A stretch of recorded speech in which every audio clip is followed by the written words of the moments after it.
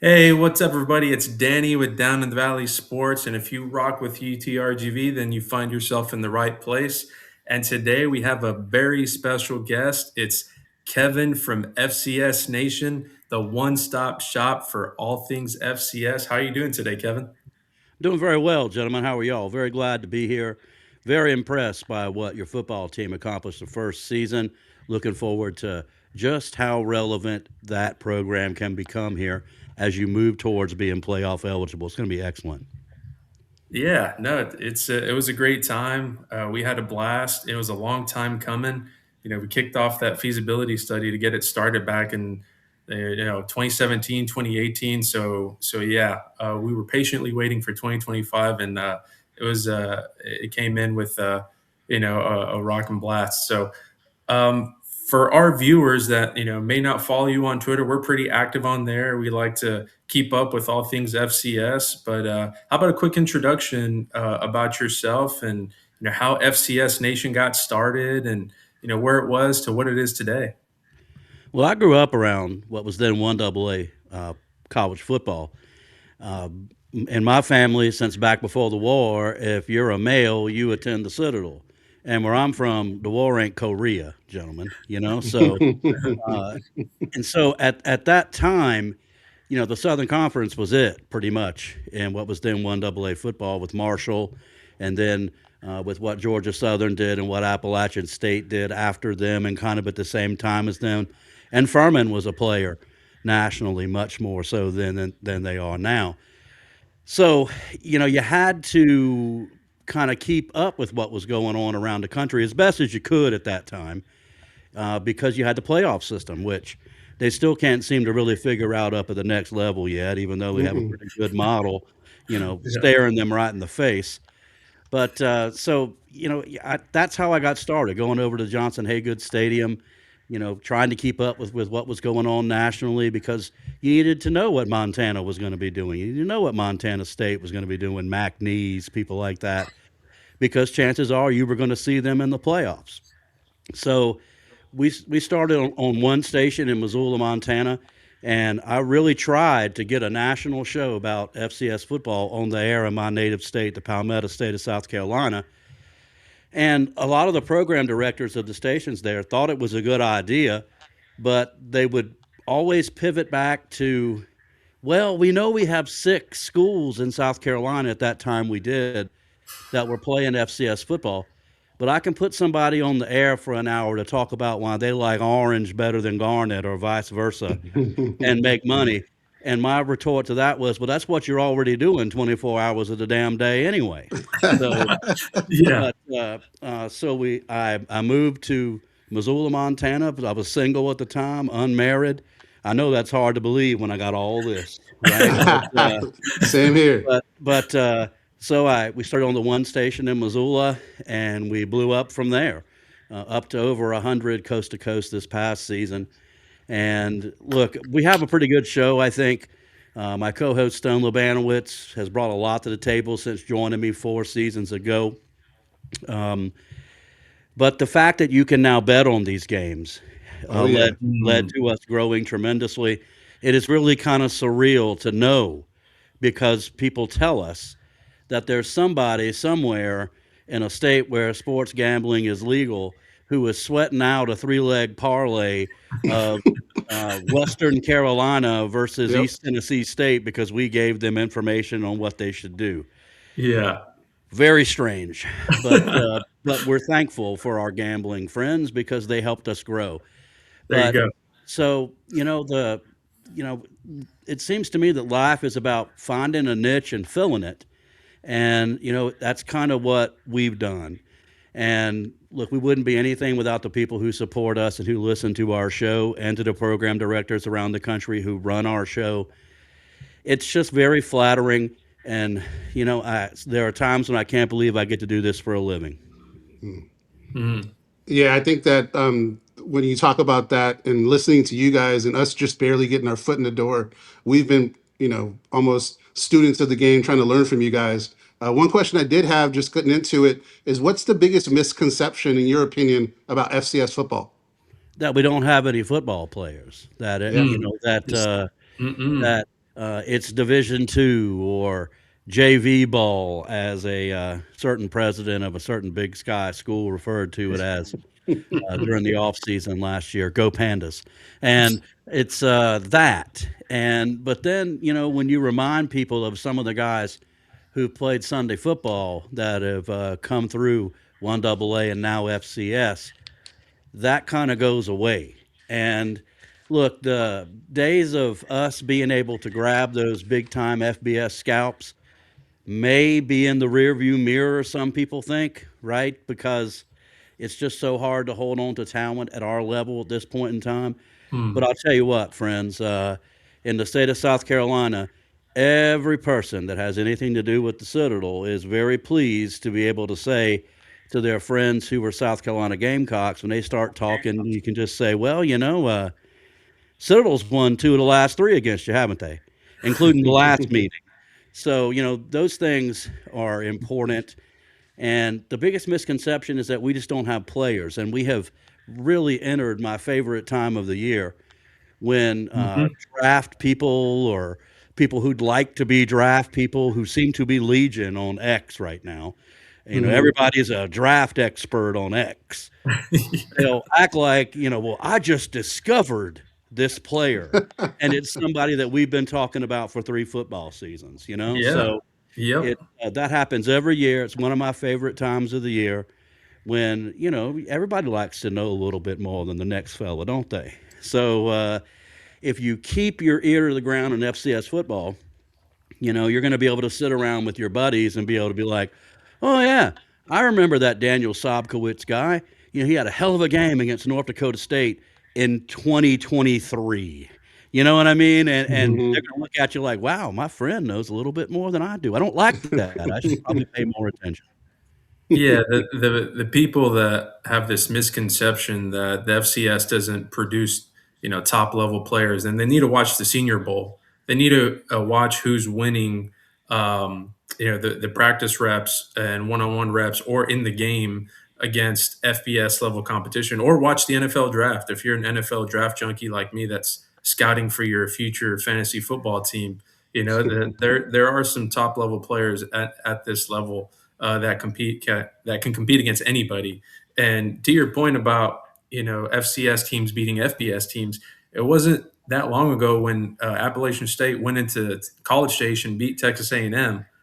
So and then College Game Day showed up, to go celebrate that with them. So yeah, you're exactly right. Well, the thing about that is that, people, for every success story there is about teams moving up to the FBS, there's also, the UMass situation. Hmm. There are people that have gone up there and absolutely just fallen flat on their face.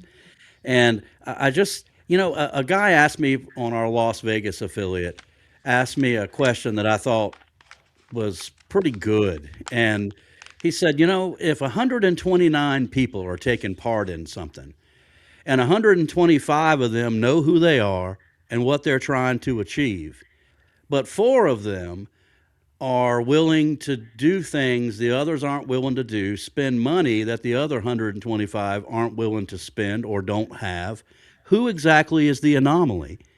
The 125 or the four? Mm. And so if you're catching what I'm laying down there, Yes, that's sir. that's the situation that we have in our subdivision is that, Mhm. and for longtime followers of this thing like me, man, it was very good to see with all of the talk. And no offense to UGRV people, because Mhm. that's not y'all so far. No. Uh, is that all the talk that has been out there, in the last decade or so, from people who were newcomers to this subdivision. Mm. We're dominating it. It's dying. All the good teams have left. Well, for people like me, it was very refreshing and very nice to have the final four teams this year all to be extremely long time one Yeah. AA FCS members, the newest one being 1985. So, Wow. we looked at that and said, maybe that narrative is shifting just a little bit. And I think it's a good thing for all of us. Yeah, and quick correction, I know Appalachian State is FBS now, but still, there's this misconception for these Power 4 teams or fans of those Power 4 teams that these lower level teams can't compete with the higher ones when we know that's not true. I mean, I've seen the Citadel with my own two eyes beat Arkansas at Mhm. Arkansas. I've seen us beat Army. I've seen us beat South Carolina. And, look, everybody remembers what Appalachian State did to Michigan in the big Yep. house there all those Yep. years ago. So, there's opportunities there. Mhm. But, it is kind of telling to me when you see teams and conferences moving to more games in conference, which Right. games they're letting go of. Mhm. Not those. It's not generally been the FCS teams because we're No. cheaper than bringing in a Sun Belt team or an AAC team is.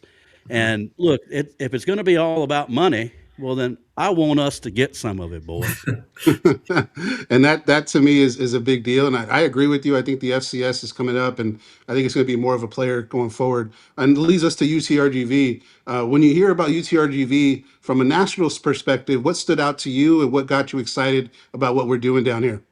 Well, first of all, it was my thought was, well, where are you going to play, right? And then to not have a stadium on your campus, Yeah, and then for a school to go, well, let's just go buy one is a flex, boys. a little At bit, this a little at bit. this level, that's a flex. So Yeah. when that happened, I knew that I needed to really start kind of paying attention to what was going on down there Mhm. because you are kind of in your own little bottom down there, Oh, right? Yeah, that's absolutely. fair. Of Texas. And, so I looked at that and I said, this school is serious about this thing. Mhm. And in FCS, you have a couple of levels of you have people who are serious about wanting to win and doing things. And then you have schools that are kind of just doing the bare minimum to still be here, right? Mm. Because they want to be Division One in basketball. Mm. And that Dayton rule says that if you're going to have football, it has to be Division One if you're going to have Division One basketball. So you Mhm. can't play D3 football and D1 basketball, or else there'd be a lot of teams that would be doing that. Believe me, especially in the northeastern region of the country. Like it's crazy that Villanova, and I'm not picking on them, or Georgetown, that their basketball arena seats 15, 17,000. Yet Georgetown plays football on something called the multi-sport field, right? Yeah, Uh, that's kinda sad. yikes. Yeah. But but and then when I saw that you had a guy who could really play at the quarterback position, who I Yeah. know is going to have to move on because he's exhausted his eligibility, Eddie Mhm. Lee. and some of the guys that you signed. Mhm. And so I've had my eye on that since the stadium issue. And, then the fellas down there, Jonah, the SID, does a really good job with Yeah. keeping people Shout out to Jonah. abreast of what's going on down there, Mhm. even when you couldn't play games yet. And you just had the guys who you brought in for that season to practice, and then some of them moved on, Yep. Mhm. and then you brought in some new guys to replace them. It's been a very impressive start for the Vaqueros, no doubt. Yeah, I mean, shout out to those players that took a chance on, a program that had no information, nothing to inform them of what it could be or what it would be, other than a really nice stadium, coaches that believed in them, a university that believed in them, a community that believed in them. So we're still a young program with a growing fan base. So, what does realistic growth look like for a program like this in the FCS world? Where do you think it can go? You just got to back up last year, this year, right? So, Yeah. and I think you're well on the way to doing that. I'm interested in seeing what's going to happen here on the fourth with Yeah. signing day.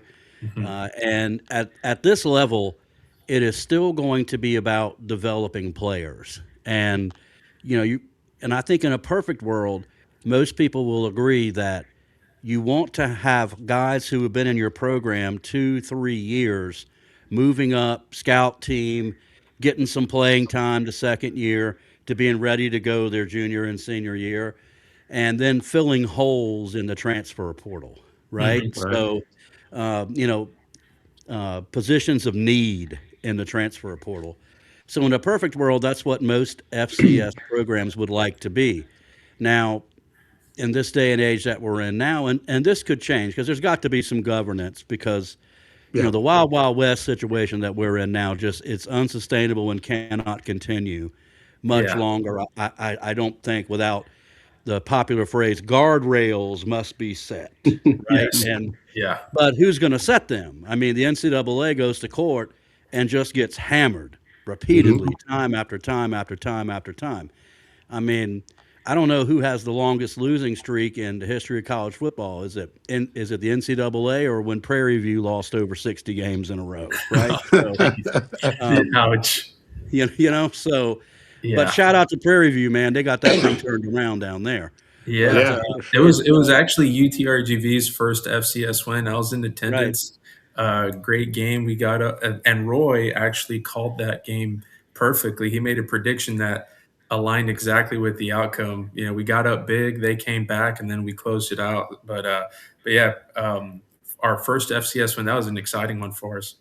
describe now. I know we're going to switch hats here, but I Okay. mean, I just can't imagine what it would be like for me to attend my school's first ever college football game, man.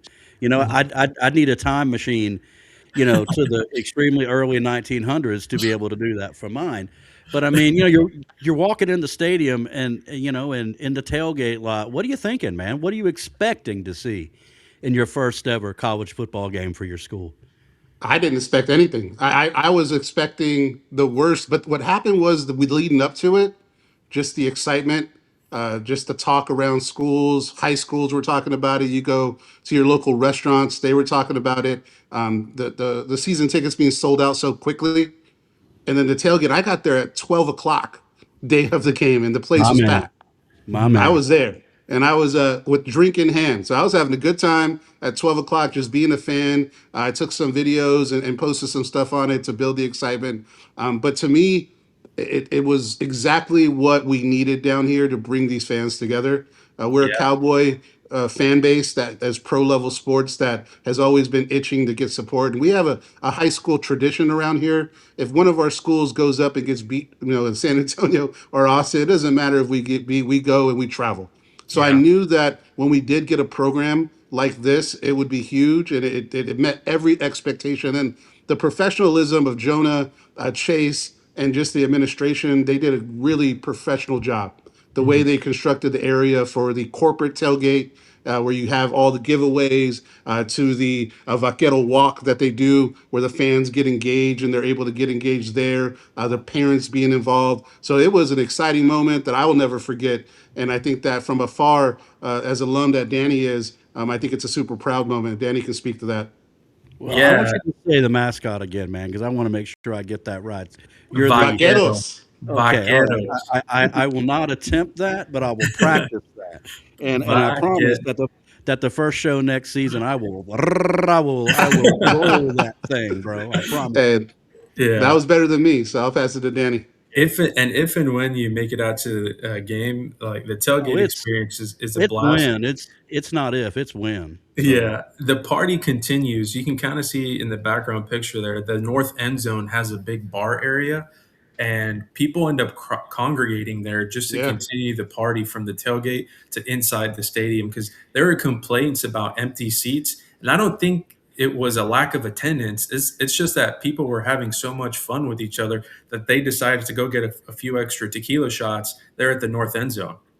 well, don't threaten me with a good time, friend. Yeah, Yeah. the bar took some of my money, and Danny's right. I didn't really get to my seats probably till after the first touchdown sometimes because I was just down there chopping it up with people and having a great time. So yeah, the seat thing being there's a couple empty seats, I wasn't worried about that. I was having a good time. So I wanted to touch on something you spoke about a little bit earlier with the transfer portal. What are your thoughts on the transfer portal with some FCS players moving up to the FBS level and being able to get opportunities by building a base down with the FCS first? Well, that's kind of a double-edged sword. It depends upon why you're leaving. Mhm. If you're leaving to, compete for a starting position up at the next level, cool. I got no problem with that.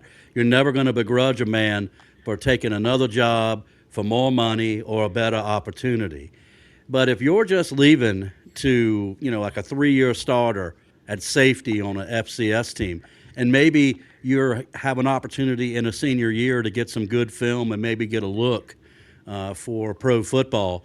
And yet you're going up to the next level for $50,000 to be on the punt team and the kickoff team.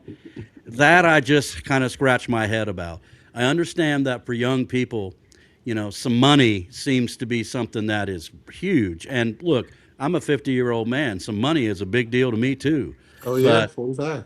but when you look at the opportunity you could have at an FCS school to be the guy on a defense or on an Mhm. offense, and then go up to the FBS level and just be a guy. I don't know, man. Maybe it's my ego. Maybe it's how I was raised. But man, I'd rather be the guy than a guy. That's just Mhm. my 2 cents on that thing. Yeah, I agree with you. There's something about delayed gratification, right? I mean, that's just a life lesson that will live with you for the rest of your life. If you want to just anchor down, put in the work, be the guy for your team versus maybe not even start on special teams at that next level.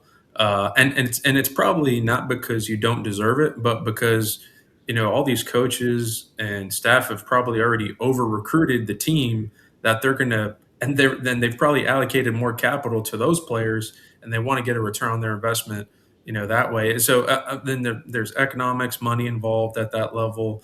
Um, I appreciate what you said the other day that the FCS still seems a bit more pure, and I commented on this in another podcast that the FBS level seems a bit more commercial and semi-pro. Now they're putting patches on the other side of some company logo. Now you're going to be the Charmin toilet paper, whatever logo on your chest. I don't know. It seems different. It's not the college football game that I fell in love with many years ago, and FCS to me still seems very much pure. Well, look, there is some money involved in FCS football. Correct. Let's not toot our own horn here so much, but it hasn't ruined it completely yet. Mhm.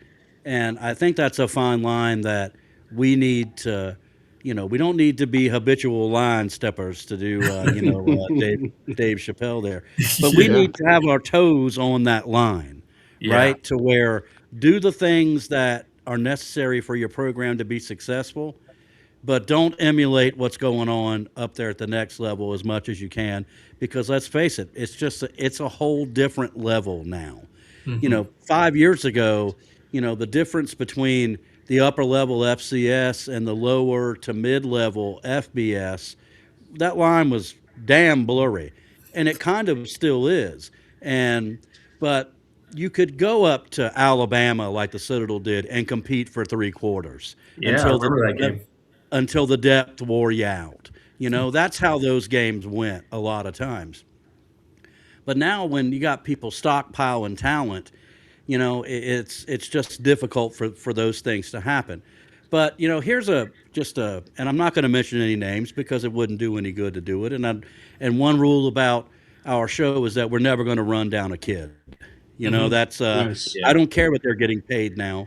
You can say that a guy played poorly. You don't say that guy can't play. You know Right. what I mean? That's Love that. there's but when you have situations where, I get it, man. In a lot of places, kids grow up and they want to play for that big state school in the state that they're from, right? Yeah. In my home state of South Carolina, kids dream of playing for Carolina and Clemson. And in Texas, I assume that's probably, the Aggies and the Longhorns, right? Yeah, Absolutely. it's fair. And the FCS teams in those states, well, they take the guys who maybe those teams feel are, a half an inch too short or a step too slow. That's who Mhm. you're generally going to get. But very few kids dream of running out at Wofford and being a Wofford Terrier when they're in high school. You know what I mean? That's But yeah. you got kids, and I guess I just don't understand the mindset who would rather go to Clemson and be the holder and get a start on senior day than go to Furman and have a hell of a career as a starting wide receiver. I can't Mhm. wrap my head around that. Right. because because the action word in play football is play football. It's not practice football, Right. right? So and I think that if we can do a good job as a subdivision in convincing kids that, look, man, do you want to play? Or do you want to just be on the team and wear the gear around campus? I just guess I can't understand kids that want to be that wear the gear around campus while I'm on the team. Yeah. Mhm. But I don't see you out there with the ball in your hand or making a tackle on Saturday. Well, I'm Mhm. on the team, but I'm not on the team like that. You know, so I just that I just don't understand that mindset. But we're fighting a lot of things in FCS football. We're fighting the perception of the casual fan who doesn't really know much about much, Mm. but doesn't have any, since everybody has a platform now, doesn't mind going on the internet or social media to just confirm with his own words just how much he don't know. And so we're fighting that perception. And I don't know, man. I just want to play. You got Yeah. 5 to play 4, Mhm. Yeah. and Yeah. I'd want to play 4, man. I wouldn't want to, get in the game on kickoff team and start on senior day. Yeah, and you still have a shot to make it to the next level. Like we said, we got a few FCS level players in the Senior Bowl. I used to go every year when I lived in Mobile.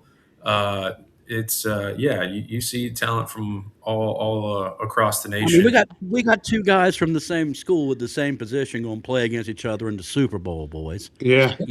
With Efton Chisholm and Cooper Cup from Eastern Hmm. Washington. Yeah. So I mean, that's that that's just something to me. And you look at that and you go, Efton replaced him, right? Hmm. Hmm. They had a couple of guys in between, but Kendrick Bourne from Eastern Washington. Yep. There's if you can play, they'll find you. And Hmm. I just look at the whole thing being, especially now with other opportunities out there that aren't just the NFL. If you need to play another year, there are places you can do that now. Seven, Hmm. 8, 9 years ago, if you weren't drafted or signed to the practice squad, where were you going to go? Yeah. Man, you were going to LinkedIn. That's where you were going to go to get a Yeah. job. That's where I Yeah. And went. now with the spring leagues and the things coming Hmm. along, Yeah. there is some development going on of guys who maybe just need one more year Hmm. before they could make a difference for their NFL team. Yeah, I Yep. think just moving on to kind of looking at back at our season. We went 9-3. Obviously, our 3 losses on the road to all playoff teams. What do you think success would look like on our year 2, and for you to feel like we're building a good base for the future for UTRGV? Well, look, the record is something that people are going to look at, right?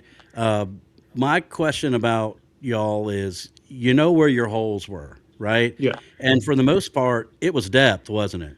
it Right? was And absolutely. that's a problem all FCS teams have with the Hmm. 63 scholarships. Now, some are going to have more because they opted into the House settlement. So we'll see if those Hmm. problems kind of take care of themselves. But you just need more Jimmies and Joes, man. The X's and O's were right there. You were Yep. right there in just about every football game that you played that you didn't win. Yeah, Hmm. And, you just need to find that guy who can come in for a couple of series and give your starting left tackle a breather and where Yeah. the drop off isn't tremendous, Hmm. right? So if you can find guys like that and replace the guys that you lost who've gone to the FBS, success is going to be, it's going to look a lot like last season. And Hmm. you're going to get some of those teams that maybe you didn't play, and teams that you did play on the road, you're going to get them at your place. right And there, the VAC baby. Hmm. and I get the feeling that that's going to be a place where the opponents come to and never want to go back to again. Yep. Yeah, it is. Yeah, My we got a thing called the Orange Wall that we talk about a lot. It's a suite right there where the visitors walk in, right? And we're trying to see if we can make that the whole stadium to where we create something with the home field advantage. But I'll pass it back to Danny. No, I was going to say exactly that. Some good friends of mine, that sit in that suite, like to talk mess to the visiting team as they're walking down the ramp.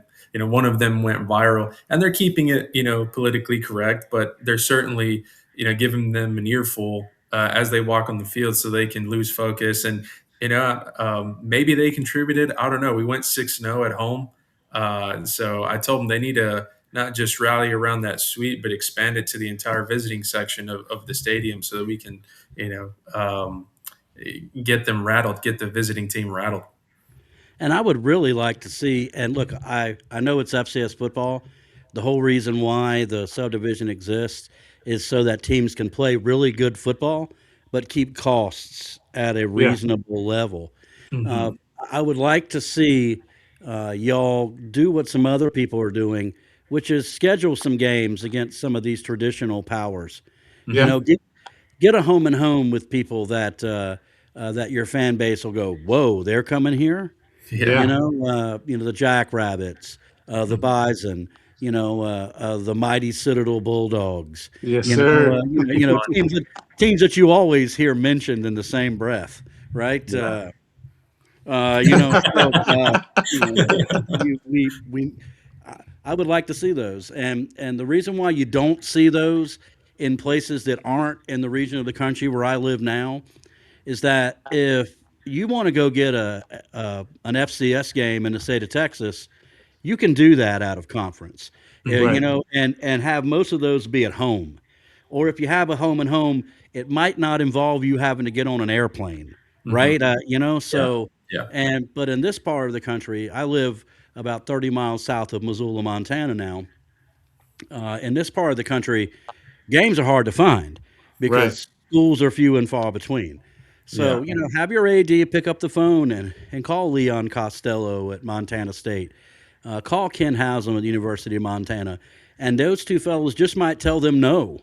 We Right. saw what you did last year. No, we would much rather play Butler.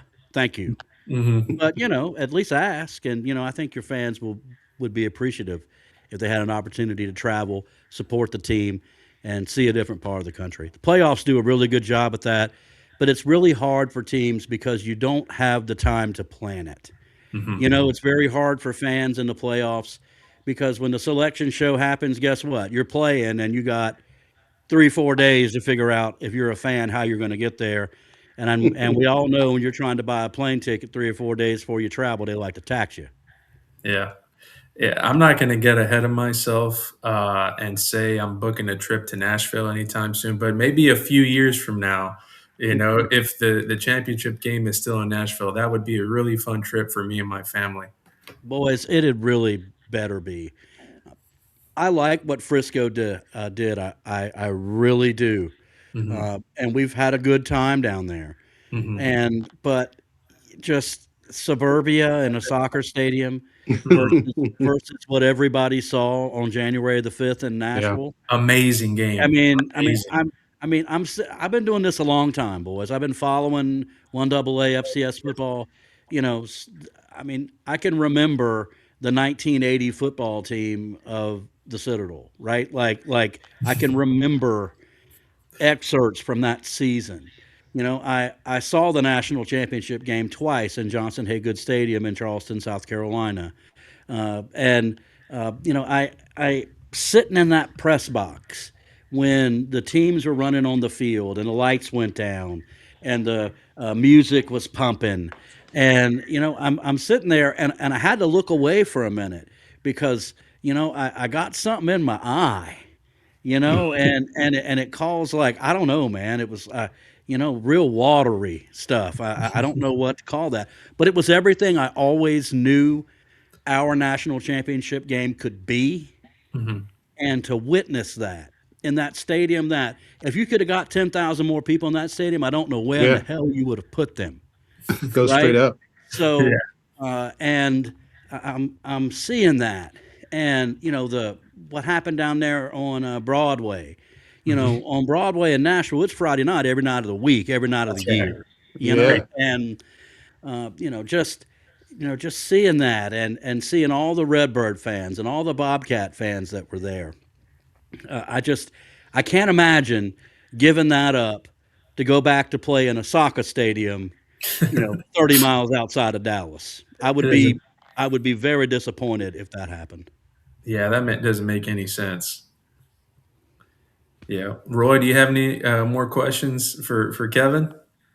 No, I think I'm good. I think really the big thing for you is thank you, Kevin, for doing this with us and allowing us to do that. Any words of advice for us as a fan page and what you're seeing from us and what you would like to see and how we could better ourselves as far as the ecosystem within FCS?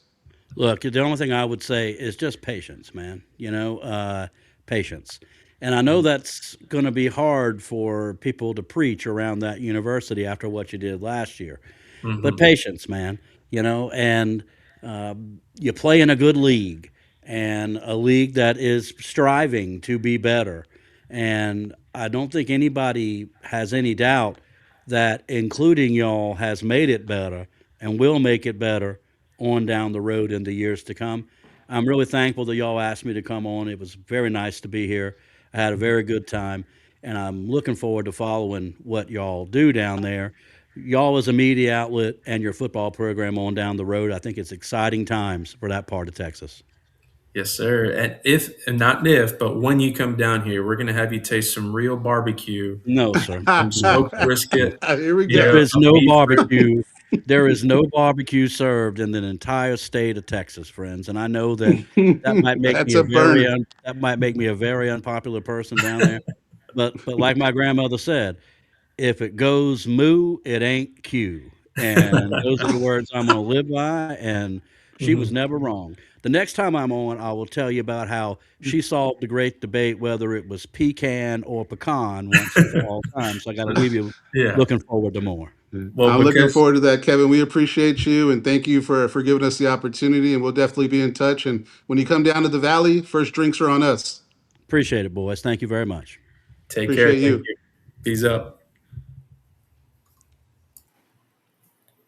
Hey, Vaquero Nation. So that was our conversation with Kevin from FCS Nation. Be sure to follow him if you want to inform yourself on all things FCS football. But this is what we're about at Down in the Valley Sports. We're trying to connect the Valley and UTRGV football to the rest of the national conversation. And if you were watching to this up to this point, be sure to like and subscribe. And we appreciate all of you. Peace up. Let's go.